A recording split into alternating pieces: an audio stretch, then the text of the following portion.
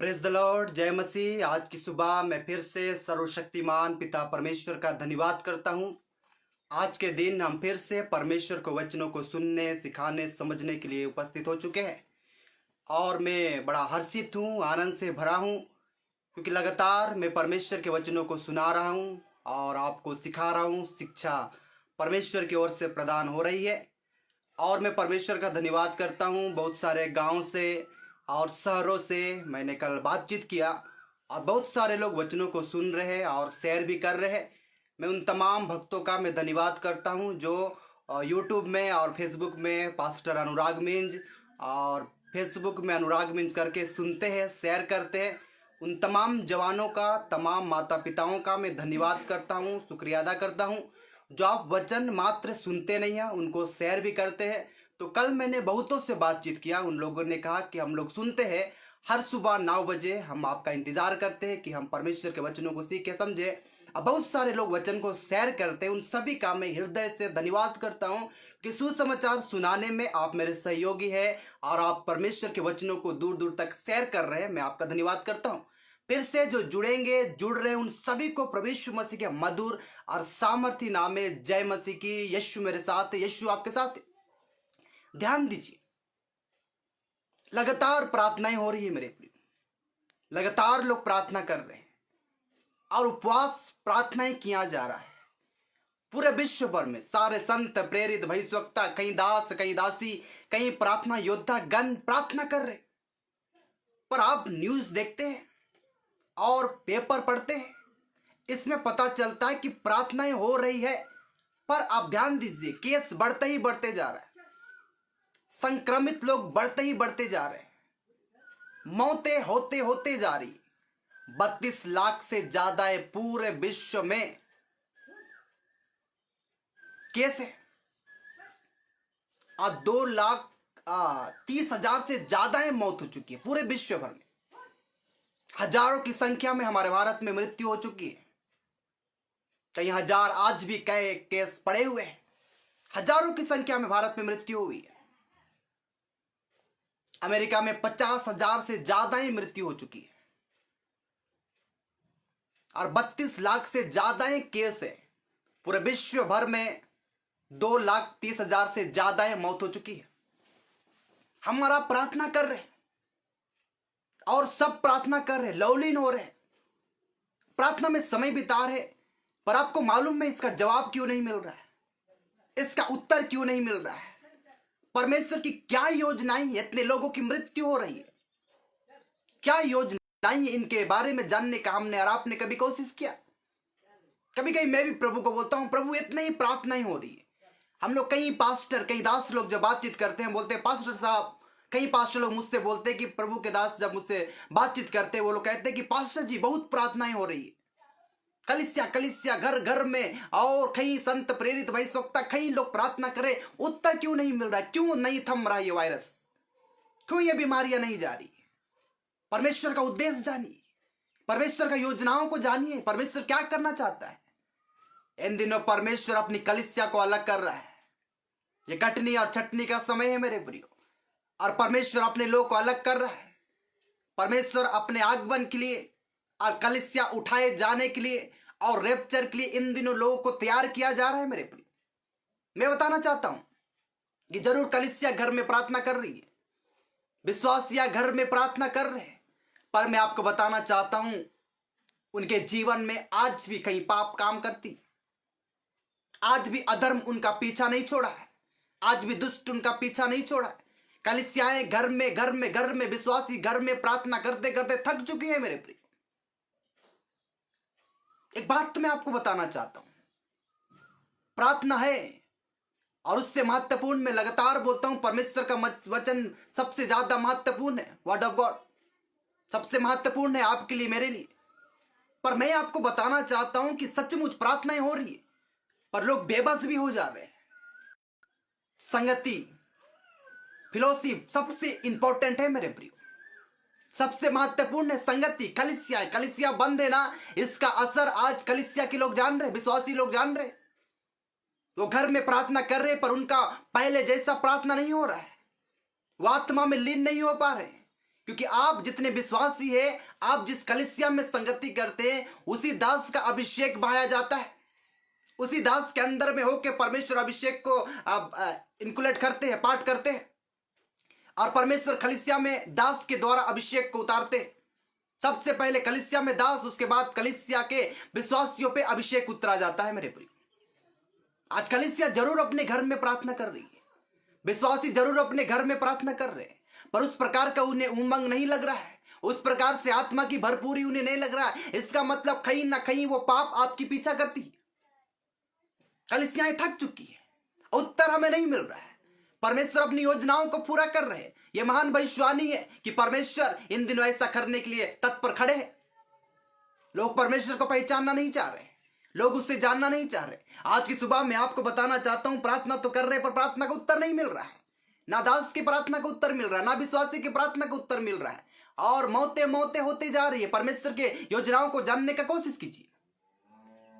मन चंचल हो चुका है, जवान के मन चंचल हो चुके हैं। मेरे प्रिय, जवान लोग पाप में चल जा रहे हैं। आप जितने मोबाइल फोन का इस्तेमाल करते हैं, जवानों सावधान हो जाइए। आप जो देखना नहीं चाहते शैतान आपको दिखाता है, जो सुनना नहीं चाहते शैतान आपको सुनाता है। क्या हो रहा है? क्या आप आत्मिक रीति से बढ़ रहे? नहीं, क्योंकि बिन कलीसिया का आत्मिक रीति से बढ़ना यह आसान बात नहीं है। मेरे प्रिय, कुछ लोग हैं जो परमेश्वर का भय मान रहे, पर कुछ लोग मोबाइल में समय बिता रहे, मोबाइल में देख रहे हैं, मोबाइल में सुन रहे हैं, जो सुनना नहीं चाहिए, जो देखना नहीं चाहिए। आप वचन तो सुनते हैं, आप प्रार्थना तो करते हैं, पर आपका मन चंचल है।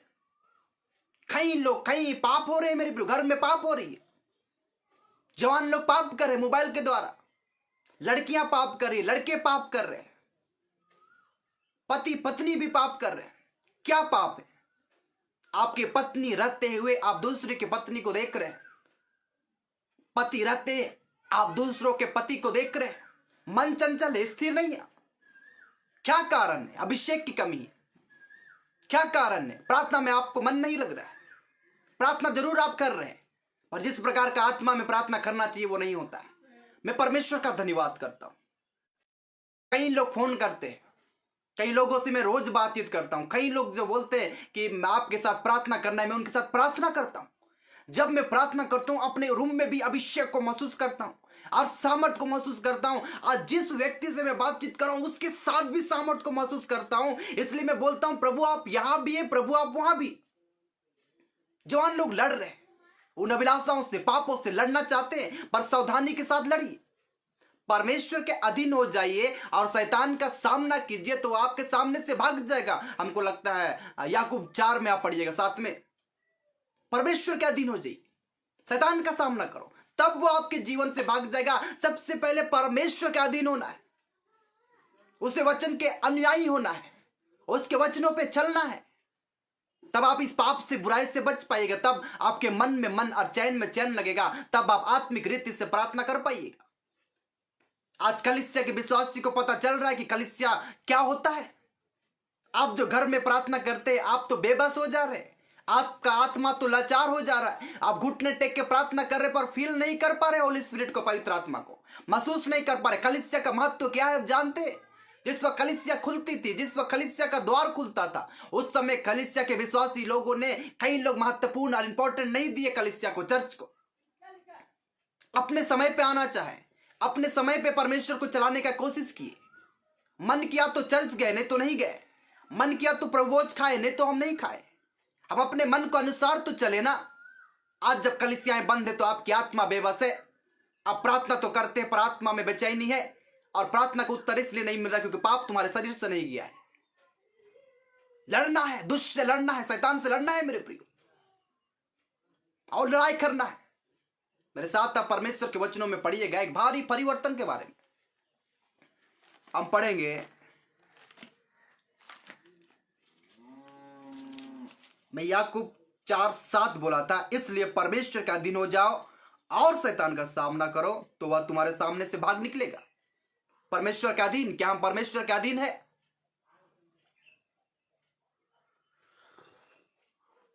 उसकी आज्ञाओं के अनुसार चलते हैं। जो नहीं देखना चाहिए देखते हैं, जो नहीं सुनना चाहिए सुनते हैं, जो बात नहीं करना चाहिए वो बात करते हैं। इससे क्या हम आत्मिक रीति से बढ़ते कि आत्मिक रीति से हम घटते घटते चले जाते हैं। प्रार्थना का उत्तर नहीं मिलता। संसार को प्रार्थना का उत्तर इसलिए नहीं मिल रहा है क्योंकि मनुष्य अपने पाप से मन नहीं फिरा है। प्रार्थनाएं तो हो रही है, आराधनाएं तो हो रही है, स्तुति तो हो रही है, उपवास प्रार्थनाएं तो हो रही है, पर सबसे बड़ा कारण है कि मनुष्य अपने पापों से मन नहीं फिराए। और यही कारण है परमेश्वर उत्तर हमको और आपको नहीं देगा, क्योंकि मनुष्य पापों से मन नहीं फिरा। इसमें हो सके मैं हूं, उसमें हो सके कई दास है, उसमें हो सके कई संत प्रेरित भविष्यवक्ता होंगे जो अपने पापों से मन नहीं फिरा है। मैं आपको दोष लगाने के लिए नहीं, पर अपने व्यक्तिगत जीवन में झांक के देखिए। मैं परमेश्वर को बोलता हूं, प्रभु मैंने गुनाह किया है, तो मुझे माफ कीजिए, मुझे क्षमा कीजिए प्रभु, मैं नादान हूं प्रभु, मुझसे नहीं हो पाएगा, आपकी सामर्थ्य से हो पाएगा। मेरी निर्बलताओं में आपकी सामर्थ्य सिद्ध होती है प्रभु, मुझसे नहीं हो पाता है, मुझ पर दया कीजिए, ऐसा प्रार्थना कीजिए। परमेश्वर के अधीन हो जाइए और शैतान का सामना कीजिए, शैतान भाग निकलेगा, लिखा हुआ है। मेरे प्रिय, आज की सुबह में आपको उत्साहित करने के लिए परमेश्वर के वचनों को प्रचार कर रहा हूं। मेरे साथ पढ़िएगा याकूब की पुस्तक अध्याय, हम पढ़ेंगे 1, याकूब की पुस्तक अध्याय 1 पद संख्या 22। परंतु वचन पर चलने वाले बनो और केवल सुनने वाले नहीं जो अपने आप को धोखा देते हैं। वचन को सुनने वाले नहीं, और उसमें चलने वाले। अगर चलने वाले ना रहेंगे, वचन कहता है परंतु वचन पर चलने वाले बनो, सुनने वाले ही नहीं जो अपने आप को धोखा देते हैं। धोखा दे रहे, आप प्रार्थना जरूर कर रहे हैं, उपवास जरूर कर रहे हैं, वचन प्रचार जरूर कर रहे हैं, आराधना तो जरूर कर रहे हैं, गाना बजाना बहुत अच्छा भजन और कीर्तन कर रहे हैं, पर अपने व्यक्तिगत जीवन में देखे कि हमने तो मन ही नहीं फिराया है, उस पाप से मन ही नहीं फिराया है। आज भी उस कीचड़ में, दलदल में जीवन है। आज भी मन भटक जाता है उस लड़के को देख के, आज भी मन भटक जाता है उस लड़की को देख के। शादीशुदा होने के बाद भी आपका मन भटक जाता है दूसरों को देख के। पत्नी रहते हुए दूसरे की पत्नी को देख के मन भटक जाता है, पति रहते हुए दूसरे पुरुष को देख के मन भटक जाता है।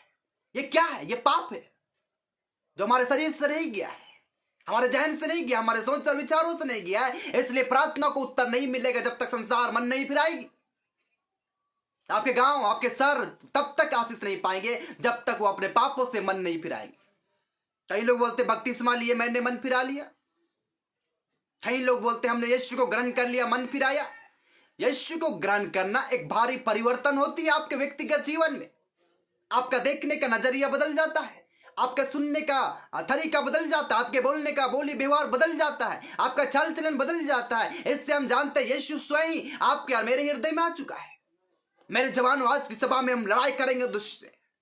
हम जानते हैं कई जवान लोग जूझ रहे हैं पाप से, बुराई से, अधर्म से, मोबाइल के द्वारा, सोच के द्वारा। मैं बताना चाहूंगा, सोच में बुरी ख्याल, गंदे बातें आ सकती है, पर उसको आप और ऊंचाई पे ले जाते हैं, वो पाप है।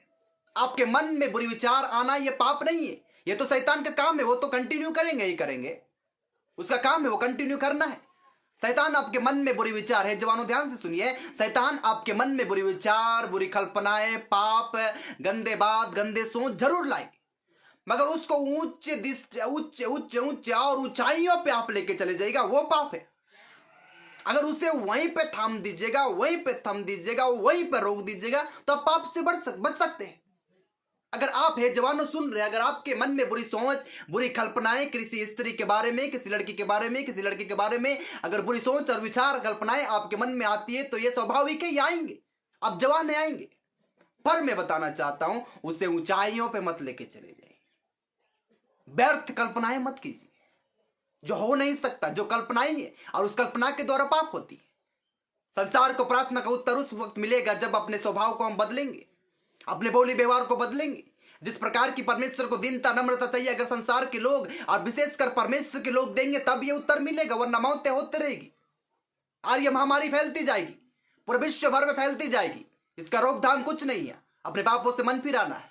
मैं संसार के लोग को मन फिराने के लिए बातों को नहीं सिखाता हूं, पर कम से कम जो परमेश्वर के चुने हुए लोग तो अपने व्यक्तिगत जीवन को देखिए, क्या परमेश्वर के वचनों पे चल रहे। वचन कहता है मात्र सुनने वाले नहीं, यहां पे साफ साफ लिखा हुआ है, परंतु वचन पर चलने वाले बनो, और केवल सुनने वाले ही नहीं जो अपने आप को धोखा देते। जो मात्र वचन को सुनने वाले वो धोखा देते हैं, पर वचन पे चलने वाले वो सत्य है, वो धन्य है। मेरे साथ पढ़िएगा लूका रचित सुसमाचार, लूका अध्याय 19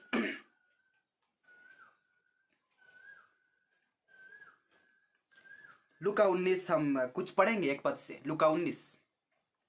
वह यरीहो में प्रवेश करके जा रहा था। वहां जक्कई नामक एक पुरुष था जो चुंगी लेने वाले का सरदार था और धनी था। वह यीशु को देखना चाहता था कि वह कौन सा है, परंतु भीड़ के कारण देख न सकता था क्योंकि वह नाटा था। वह तब उसको देखने के लिए वह आगे दौड़कर एक गुल्लर के पेड़ पर चढ़ गया, क्योंकि यीशु उसी मार्ग से जाने वाला था। तब यीशु उस जगह पहुंचा तो ऊपर दृष्टि करके उससे कहा, हे जक्कई, झट उतरा, क्योंकि आज मुझे तेरे घर में रहना अवश्य है। वह तुरंत उतरकर आनंद से अपने घर ले गया। यह देखकर सब लोग खुड़खुड़ाने कहने लगे, वह तो पापी मनुष्य के यहाँ उतरा है। जक्कई ने खड़े होकर प्रभु से कहा, हे प्रभु, देख, मैं अपनी आधी संपत्ति कंगालों को देता हूँ, और यदि मैंने कुछ भी अन्याय करके ले लिया है तो उसे 4 गुना फेर देता हूं। क्या है वचन कहता है? यीशु तो यरीहो से ऐसा गुजर रहा है। एक व्यक्ति उसे देखना चाहता है जिसका नाम जक्कई है, वो नाटा है। आगे आगे दौड़ते दौड़ते उसने गुलर की पेड़ पे चला गया, और यीशु मसीह जब वहां से गुजर रहे थे तो यीशु मसीह ने देखा उसे। वचन कहता है कि जक्कई, झट उतरा, आज मुझे तेरे घर में रहना है। यीशु आपको पहचानते हैं, यीशु आपको जानते हैं। वो आपके घर में आना चाहता है, आपके हृदय में आना चाहता है। वचन कहता है कि जक्कई एक पापी मनुष्य था। बाइबल के अनुसार लोग कुड़कुड़ाने लगे, कहने लगे, यीशु पापियों के घर में जा रहा है। जक्कई एक पापी मनुष्य था, पर उसके अंदर एक इच्छाएं थी कि मैं यीशु को देखना चाहता हूं, यीशु कैसा दिखता है। और यीशु और जक्कई तो मिला ही नहीं थे, पर यीशु मसीह ने कहा, झट उतरा, मुझे आज तो तेरे घर में जाना है। मेरे प्रियो, जो ऊंचाई को हम पापों की ऊंचाई को लेके चले गए, और उच्च सोच में, उच्च विचारों में जो मनुष्यों ने पाप किया है और कल्पनाओं के द्वारा पाप किया, उससे उतरना पड़ेगा। यीशु आपके और मेरे हृदय में आना चाहते हैं और हमारे जीवन को बदलना चाहते हैं। उसने कहा कि मैं अपनी आधी संपत्ति कंगालों को बांट देता हूं। अगर मैंने कुछ भी अन्याय करके लिया है, मतलब वो अन्याय भी करता था, वो अन्याय करने वाला था, वो पापी मनुष्य था जक्कई। पर यीशु मसीह के सामने, और यीशु मसीह जब उसके घर में आए, यीशु ने एक शब्द ने कहा। यीशु का नहीं, आपके जीवन में एक परिवर्तन है। यीशु को बोलना नहीं पड़ता है, यीशु को करना नहीं पड़ता है, उसे मात्र अपने व्यक्तिगत जीवन में आने को देना पड़ता है। वचन कहता है जक्कई उसे देखना चाहता था, मात्र उसने देखना चाहा, यीशु तो उसके घर में आ गया। आप यीशु को देखना चाहिए, यीशु आपके हृदय में आ जाएगा। आज जिस वक्त यीशु आपके हृदय में आ जाएगा, परिवर्तन आ जाएगी, सोच बदल जाएगा, विचार बदला जाएगा, बोली व्यवहार, चाल चलन, सब कुछ बदला जाएगा। अगर सचमुच आपने यीशु को ग्रहण किया है तो परिवर्तन है। अगर आप परिवर्तन होने वाले व्यक्ति, जब परमेश्वर की दुआएं दीजिएगा, तब ना परमेश्वर सुनेगा। परमेश्वर मगरमच्छ के आंसुओं को जानता है। वो जानता है कि जितने लोग आज पुकार रहे हैं, वो लॉकडाउन खुलने के बाद फिर से पापों में चले जाएंगे। यह तो कटनी और छटनी का समय है। आज भय के कारण लोग वचन सुन रहे हैं, भय के कारण प्रार्थना कर रहे हैं, और परमेश्वर के दासों के सामने बैठे रहते हैं, कब वो बोलेंगे हम सुनेंगे। भय के कारण, डर के कारण। ये डर क्या है? ये मौत का डर है, ये परमेश्वर का डर नहीं। हम उसे ठगना चाहते हैं, हम उसे ठग नहीं सकते, वो परमेश्वर है। भय मृत्यु का भय, परमेश्वर का भय नहीं। जक्कई देखना चाहता था वो कौन सा दिखता है, कैसा दिखता है। वो देख नहीं चाहा और गुल्लर के पेड़ में चढ़ गया। यीशु मसीह ने कहा, जक्कई झट उतरना, आज मुझे तेरे घर में रहना है। उस बुराई से, पाप से, जिसको हम ऊंचाइयों पे लेके चले गए, उस बुराई और पाप के ऊंचाई वाले पेड़ों से नीचे उतर जाना है। यीशु को अपने व्यक्तिगत जीवन में आने के लिए देना है कि सब बदल जाए। यीशु ने कुछ नहीं बोला, पर जक्कई ने प्रभु की ओर देखते हुए कहा, अगर मैंने अन्याय किया है, मैंने अपने आधी संपत्ति में कंगालों को बांट देता हूं। अगर मैं अन्याय करके लिया हूं तो मैं 4 गुना फेर देता हूं, 4 गुना फेर देता हूं, उसने कहा। तब यीशु मसीह ने क्या कहा? यीशु मसीह ने कहा, तब यीशु ने उससे कहा, आज इस घर में उद्धार आया है, इसलिए कि यह भी अब्राहम का एक पुत्र है, क्योंकि मनुष्य का पुत्र खोए हुए को ढूंढने और उसका उद्धार करने आया है। यीशु को आने दीजिए, अपने व्यक्तिगत जीवन में प्रभु यीशु मसीह को आने दीजिए, उससे उद्धारकर्ता के रूप में ग्रहण कीजिए। पापों के साथ नहीं, मन की मलिनता के साथ नहीं, शुद्ध विवेक से परमेश्वर के वश में हो जाइए। वचन कहता है परमेश्वर के अधीन हो जाओ और शैतान का सामना करो तो शैतान आपके सामने से भाग निकलेगा। वचन कहता है भाग जाएगा, निकल जाएगा, चला जाएगा। उसका क्या ताकत है, क्या सामर्थ्य है? वो छू तो नहीं सकता है आपको नाश तो नहीं कर सकता है।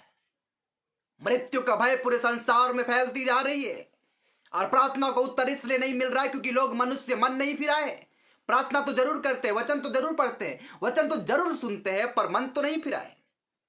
आज भी मम्मी से बात बात में लड़ाई होती है, आज भी पति पत्नी बात बात में लड़ाई करते हैं, आज भी पत्नी रहते हुए दूसरी पत्नियों को देखते हैं, आज भी पति रहते दूसरे पुरुष को देखते हैं, आज भी जवान लड़का का मन विचलित हो जाता है, आज भी जवान लड़की का मन विचलित हो जाता है और पाप की कल्पनाओं को ऊंचाइयों पर लेके चले जाते हैं।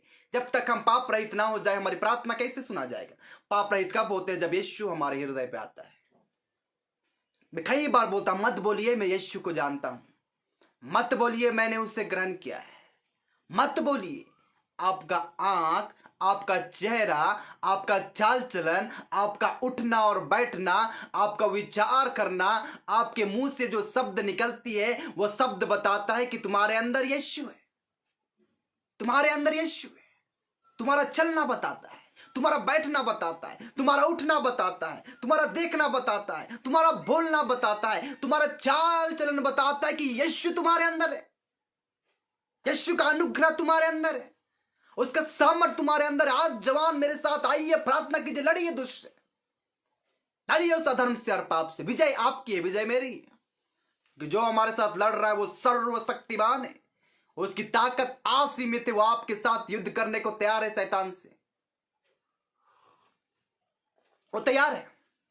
आपके प्रार्थना को उत्तर कब मिलेगा? जब हम मन फिराएंगे, उस पापों से बुराइयों से मन फिराएंगे। अगर हम नहीं हो पा रहा है, परमेश्वर से रहम मांगिए, रोइए अपने पापों के लिए। आज भी मैं रोता हूं, आज भी मैं डरता हूं। मैं ऐसा कोई स्थान नहीं देखता हूं जहां पे रो ना सकूं, मैं हर जगह रो लेता हूं। कोई मुझसे बोलते हैं कि प्रभु के दास मेरे लिए प्रार्थना कीजिए, मैं उसके दुख में रोता हूं, उसके पापों में रोता हूं। याद करता हूं कि शैतान उससे कैसे षड्यंत्र करके शैतान उन्हें इस्तेमाल कर रहा है, जवानों को इस्तेमाल कर रहा है, पाप और बुराई के द्वारा, मोबाइल के द्वारा। कहीं अभिलाषाएं जवानों के अंदर आ जाती है, कहीं पाप जवानों को निचोड़ रहा है। वो पाप उससे बंधनों को जकड़ते जकड़ते शैतान उनके जीवन को खोखला कर दे रहा है, जवानों के जीवन को खोखला कर दे रहा है। मैं लड़ता हूं शैतान से, दुष्ट के लिए। मैं आज भी जागृत रहता हूं, जागा रहता हूं अपने कलीसिया के लिए। जैसे परमेश्वर के वचन में लिखा हुआ है कि परमेश्वर के दास लोग तुम्हारे प्राण के लिए जागते रहते हैं। पास्टर का, कलीसिया के पास्टर तुम्हारे प्राण के लिए जागे रहते हैं। आज भी मैं जवानों के साथ प्रार्थना करता हूं, आज भी मैं कलीसिया में कई लोगों को काउंसलिंग करता हूं और मैं उनके साथ रो के आंसुओं के साथ प्रार्थना करता हूं कि प्रभु उससे मुक्ति मिले, उससे आजादी मिले और वो पापों से छुटकारा प्राप्त करे। आंसू के साथ परमेश्वर के निकट और उसके चरणों पे आए और प्रार्थना करे। मेरे जवान, मैं जानता हूं आप किस पाप से जूझ रहे हैं, किस बुराइयों से जूझ रहे हैं। जो देखना नहीं चाहता चाहिए वो देख लिए है आपने, जो सुनना नहीं चाहिए आपने सुन लिया है। यही कारण है आपने शैतान के लिए द्वार खोला और वो शैतान प्रवेश कर चुका है। आप प्रार्थना, विनती, आराधना, स्तुति, वचन प्रचार सब कुछ तो जरूर करते हैं, पर वो पाप तुम्हारे हृदय से नहीं जाता है। वो द्वार बंद कर दीजिए, जो पाप का द्वार है बंद कर दीजिए वो द्वार, और यीशु के निकट आइए। मात्र सुनने वाले नहीं मगर परमेश्वर के वचनों के अनुसार चलने वाले बनिए। जो सुनने वाले हैं वो अपने आप को धोखा देते हैं। इसलिए पूरे संसार के लोग और संत, प्रेरित और भविष्यवक्ता और मैं भी प्रार्थना कर रहा हूं, उसका उत्तर इसलिए नहीं मिल रहा है क्योंकि हमें एक साथ पश्चाताप करना होगा, गुनाहों से माफी मांगना होगा, परमेश्वर के निकट आना होगा, वो सब अभिलाषाओं से दूर जाना होगा और सर्वशक्तिमान परमेश्वर के सामने प्रार्थना करना होगा। एक गीत मेरे साथ गाइए, फिर मैं जवानों के लिए आज विशेष प्रार्थना करूंगा। आप उस पाप से, बुराई से, अधर्म से निकल जाइए, क्योंकि आपको जो नहीं देखना था आपने देख लिया है, जो नहीं सुनना था आपने सुन लिया है, जो गंदी बात नहीं सोचना था आपने सोच लिया है। द्वार बंद करना होगा, प्रभु का अनुग्रह उतरेगा। आपके लिए विशेष प्रार्थना करूंगा। जितने लोग जवान हैं, आप पति पत्नी हो के भी क्यों पाप कर रहे हैं, आप शादी होने के बाद भी क्यों पाप कर रहे हैं, जवानों के जीवन में तो पाप आते ही, उससे बचने का उपाय है, पर कम से कम शादीशुदा लोग तो बचे रहिए। आप क्यों गुनाह कर रहे हैं? क्यों आपकी पत्नी आपको अच्छी नहीं लग रही है? क्यों आपका पति आपको अच्छा नहीं लग रहा? क्यों आपका मन चंचल हो गया? आपने पाप के लिए द्वार खोला है। और शैतान को अच्छा से आता है भ्रष्ट करना और फाड़ खाना, इसलिए उससे बचे रहिए मेरे प्रिय। मेरे साथ आज ये गीत गाइए।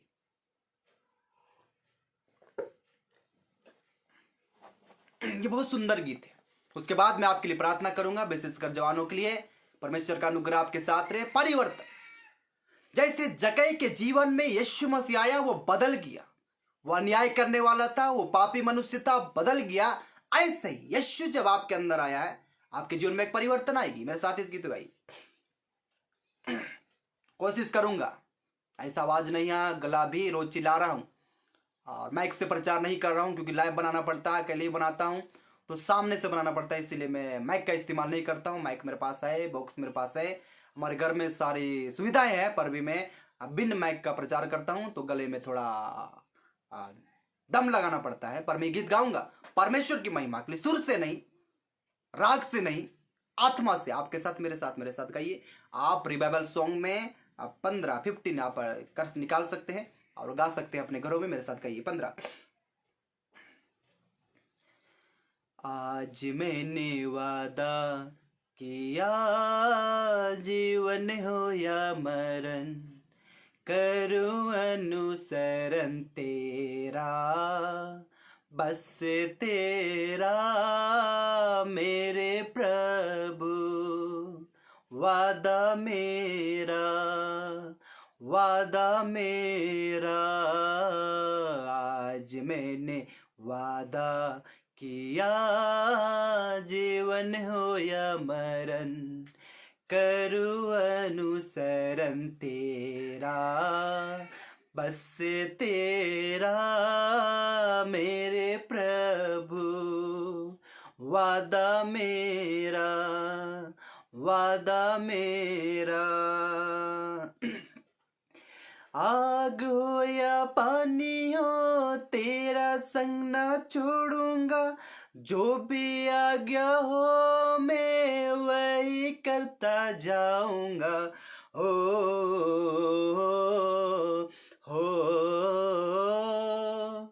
आग हो या पानी हो तेरा संग ना छोड़ूंगा, जो भी आज्ञा हो मैं वही करता जाऊंगा। हो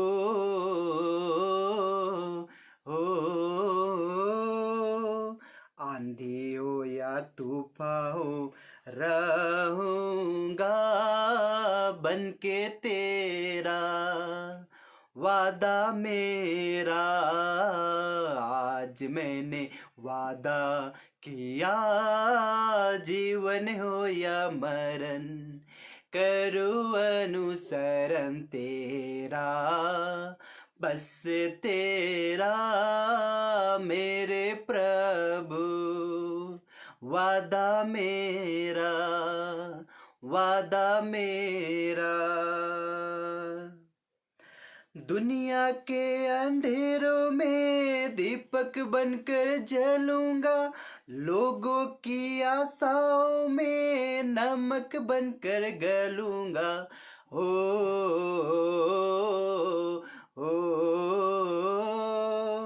दुनिया के अंधेरों में दीपक बनकर जलूंगा, लोगों की आशाओं में नमक बनकर गलूंगा। हो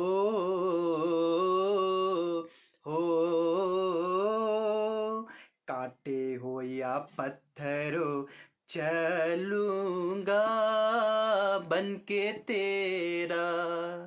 वादा मेरा, आज मैंने वादा किया, जीवन हो या मरण, करूं अनुसरण तेरा, बस तेरा मेरे प्रभु। वादा मेरा, वादा मेरा, वादा मेरा।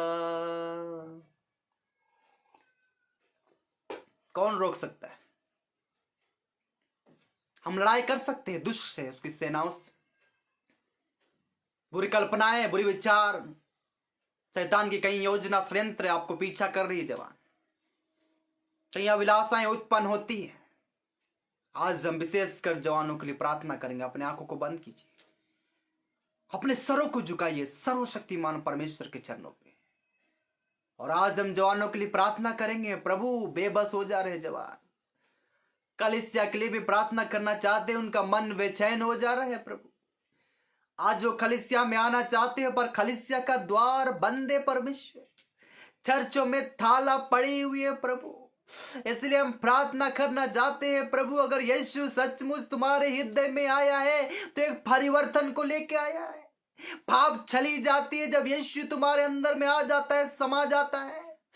ओ प्रभु, जवान लोग जूझ रहे उस पाप से पिता, और उस बुराइयों से प्रभु, और उस अभिलाषाएं उनकी पीछा करती है प्रभु। कहीं गंदे बात, कहीं गंदी विचार, कहीं गंदे चित्र उनके सामने आती है प्रभु। ए परमेश्वर, हम जवानों के लिए प्रार्थना करना चाहते हैं। ओ रहम कीजिए परमेश्वर, दया कीजिए पिता। आज जितने जवान लोग सुन रहे और सुनेंगे, उनके जीवन में अद्भुत काम कीजिए होली स्पिरिट। ओ पवित्र आत्मा, ओ सामर्थ्य परमेश्वर, हम उनके लिए प्रार्थना करते, आपका अग्नि उन्हें छुए प्रभु, आपका ज्वाला उन्हें छुए प्रभु। आज जवान लोग पाप से आजाद हो जाए प्रभु, जंजीरें तोड़े जाए, सिक्कड़े तोड़ी जाए, जवान यीशु के नाम से आजाद हो जाए, जवान यीशु के नाम से स्वतंत्र हो जाए, उनका जीवन यीशु के नाम से बच जाए। ए गंदी आत्मा, ए बुरी आत्मा, ए दुष्ट और नशे की आत्मा, ए व्यभिचार की गंदी आत्मा, हम तुम्हें डांटते, छोड़ दे उस जवान को, छोड़ दे उस जवान बेटी को, छोड़ दे उस जवान बेटा को। वो यीशु के है, यीशु उनका है। वो एक दूसरे में और भी लवलीनता से प्रभु उन्हें बढ़ने के लिए अनुग्रह करेगा। इसलिए दुष्ट, हम तुम्हें आज्ञा देते, ए बुराई हम तुम्हें आज्ञा देते, ए गंदी आत्मा हम तुम्हें आज्ञा देते, यीशु के नाम से चले जाओ, उनके जीवन को छोड़कर चले जाओ, दुष्ट छोड़ के, और वो आजाद किया जाए। कलीसिया जागृत हो प्रभु, कलीसिया में बेचैनी हो रही है प्रभु, उन्हें प्रार्थना में मन नहीं लग रहा, मन चंचल हो जा रहा है प्रभु, इसलिए प्रार्थनाओं को उत्तर नहीं मिल रहा है। अगर कहीं संत प्रेरित भविष्यवक्ता कलीसिया जब तक मिलके उसे ना पुकारेंगे, कलीसिया में यीशु कलीसिया को उठाने के लिए ना आएगा। इसलिए कलीसिया तैयार किया जाए, कलीसिया पवित्र किया जाए, कलीसिया बचाए जाए, कलीसिया उठाए जाए। राम खाइए प्रभु, अपनी पवित्र आत्मा की अगुवाई के द्वारा, पवित्र आत्मा की उपस्थिति के द्वारा, पवित्र आत्मा की सामर्थ्य के द्वारा हमें चलने के लिए अनुग्रह कीजिए। जितने सुने और सुनेंगे उनके और उनके परिवार प्रभु यीशु मसीह में आशीष पाए प्रभु। हम आपका धन्यवाद करते हैं और ये विनती यीशु के नाम से मांगते हैं, आमीन आमीन आमीन। यीशु मेरे साथ है, यीशु आपके साथ है। प्रार्थना का उत्तर उस वक्त मिलेगा जब संत प्रेरित भविष्यवक्ता और लोग अपने पापों से मन फिरा के परमेश्वर के सामने प्रार्थना करेंगे। एक से नहीं होगा मेरे प्रिय, एक के मन फिराने से नहीं होगा, एक के प्रार्थना से नहीं होगा। अगर एक के मन फिराने और एक के प्रार्थना से हो जाता तो कब का हो जाता, पर कईयों को मिलना पड़ेगा। इसलिए आप प्रार्थना कीजिए। अब विशेषकर परमेश्वर के चुने हुए लोग प्रार्थना करेंगे, परमेश्वर के चुने हुए लोग को इकट्ठा होना पड़ेगा, परमेश्वर के चुने हुए लोग प्रार्थना करेंगे, तभी इसका उत्तर मिलेगा। वरना संसार तबाही की ओर चला जाएगा और मृत्यु का भय पूरे संसार को घेर लेगा और हमें प्रार्थना को उत्तर नहीं मिलेगा। इसलिए नहीं मिलेगा क्योंकि अकेले से नहीं होगा, इन्हें बहुत संत प्रेरित और पवित्र लोग का आवश्यकता है मेरे प्रिय, और वो पवित्र परमेश्वर की ओर, अपने आकाश की ओर अपने आंखों को उठाएंगे और सर्वशक्तिमान परमेश्वर को पुकारेंगे। उसके बाद हमारा परमेश्वर स्वर्ग से सुन के उसको उत्तर देगा। अकेले से नहीं होगा, दया कीजिए। विश्व के लिए, भारत के लिए, झारखंड राज्य के लिए रोइए, आंसू बहाइए, अपने गांव के लिए रोइए, अपने व्यक्तिगत जीवन को आज देखिए। क्या सचमुच हमने मन फिराया है? क्या मन फिरा के चल रहे? क्या हम सुनने वाले कि वचन पे चलने वाले? अगर मात्र सुनने वाले तो आप अपने आप को धोखा देते हैं। प्रभु यीशु मसीह आपके साथ रहे, आपके परिवार के साथ रहे। प्रभु यीशु मसीह की बहुतायत का आशीष आपके साथ हो, जो लगातार सुनते हैं। बहुत लोग इंतजार करते हैं, गांव देहात में और कई जगह और भारत में कई कोने से लोग सुनते हैं, दूर दूर से सुनते हैं। कई स्थानों से मैं जानता हूं कि बड़े बड़े शहरों से लोग सुनते हैं और गांवों से सुनते हैं। सैकड़ों लोग रोज सुन रहे हैं परमेश्वर का वचन। मैं परमेश्वर पिता का धन्यवाद करता हूँ। लोग शेयर कर रहे हैं, आप भी शेयर कीजिए। लगातार प्रभु के सुसमाचार को बढ़ाने के लिए आप हमारा सहयोग कीजिए कि परमेश्वर का वचन सब तक पहुंचे। मन फिराया, परमेश्वर के निकट आए। फिर से आप सभी को जितने सुनेंगे और सुन रहे उन सभी को प्रभु के मधुर और मीठे और सामर्थ्य नाम में जय मसीह की। यीशु मेरे साथ है, यीशु आपके साथ है। Praise the Lord.